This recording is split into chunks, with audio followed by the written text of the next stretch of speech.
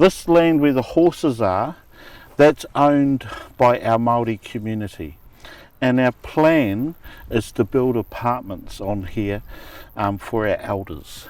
If there's one thing we do right with our culture, is we look after our elders. And a part of it, the older you get, the more status you get.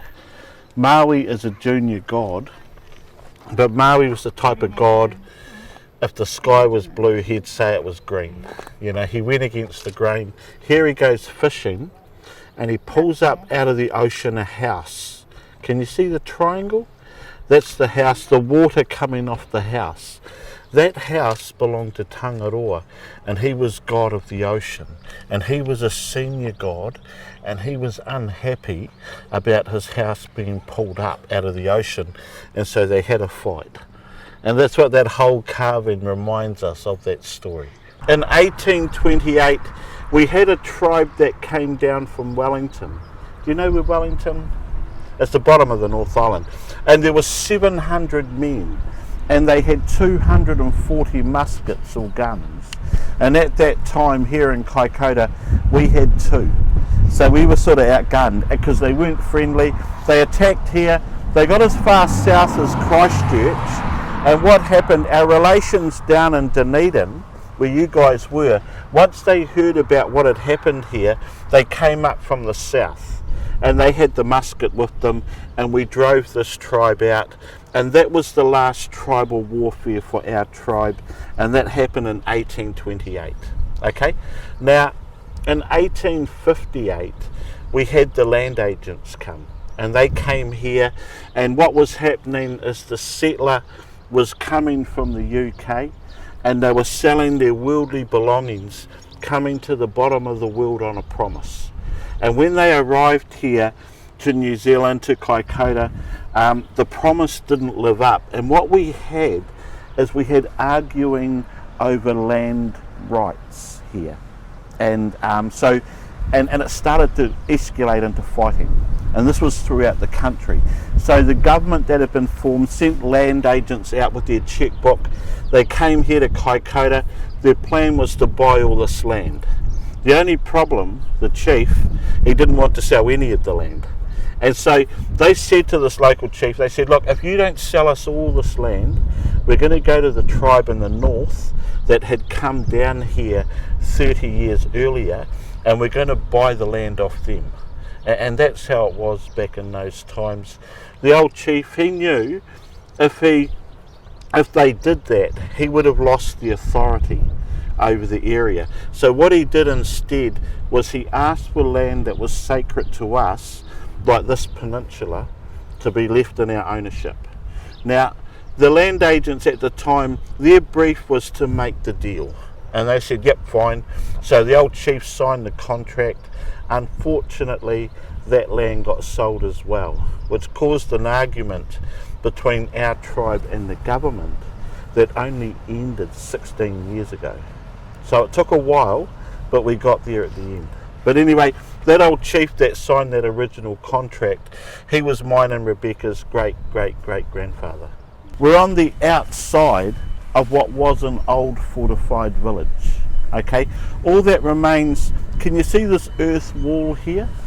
Okay, that was once a defence wall.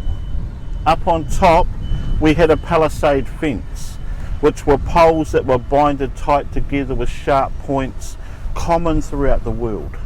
Okay, it's amazing how many other cultures copied us. Or maybe not. Yeah.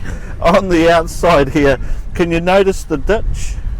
Similar to a moat. Okay, we never had water. We had these wooden spikes in our one, because on the outside just over here was your second fence, and the purpose of the second fence was to slow the attack down. And so what we have here, this was a standard pa or fortified village. Okay, now Maori people, we were once a warrior people. You know, we fought for all sorts of reasons, but every fight back in days gone by really was as a result of your mana, and your mana is your honour, or who you are as people. And as an example, if you were of a high ranked family, you know, your bloodline was of a chiefly line, someone come along and they called you ugly, okay, that was enough for war. So it didn't take much. And there were quite a few ugly people walking around here. So unfortunately, there was a bit of fighting. And it was tribe against tribe, as I explained, but it was also sub-tribe against sub-tribe, pa against pa. Okay, it wasn't all fighting, but there was a bit of it. Okay? Now, the first people to come here to Kaikoura, they were a Maori people by the name of Waitaha. And Waitaha, they arrived here in Kaikoura about 900 years ago. And they came from Tahiti to Rarotonga to here. And you know, all this land was all heavily forested. The birds were in their millions because we had no predator. They had no predator. We didn't have any animals here. So the birds, half our birds couldn't fly, you know, so they were prime for the taking really. There was so much seafood that the crayfish or our lobster, they were crawling up the beach and into the kitchen. There was so much. Well, not quite like that, but it would have been, the first people when they came here, they would have thought, wow, they would have hit as far as food source goes. So they came here about 450, maybe 500 years ago. We had a second tribe come, and they came down from the North Island, and they were called Mamoi. And the Mamoi people and the Waitaha, the first people, they were both peaceful, and they intermarried into each other. And within 100 years were one and the same. Okay, back in that time, you didn't fall in love and get married. It was all arranged, and it was about the connecting of your bloodline. Very rare you married below your bloodline. Okay, but if a warrior featured well in war, or there was a good weaver or a good carver, they could marry up, but their children would outrank them. So it's not a very fair part of our culture, but it's sort of how it was. Okay, and so 350 years ago or so, we had a third tribe come. They were the troublemakers. They were called Ngaitahu. They arrived here and they started fighting with the original two people, but there was also that intermarriage. And today, all three tribes, our bloodlines were all mixed up and we're one and the same. 40 years ago, our grandfather, he was the big chief here in Kaikoura, and he was an active member of a political party, and that party were in power, and he managed to get land back from the government before we had the settlement with the government, and this pa is one of a few pieces of land that he got back. And what my grandfather did was he gifted the pa to the local people of Kaikoura and created a walkway where people can come and go through. Now, you know, 40 years ago, Kaikoura, New Zealand, it was a little bit different to what it is today.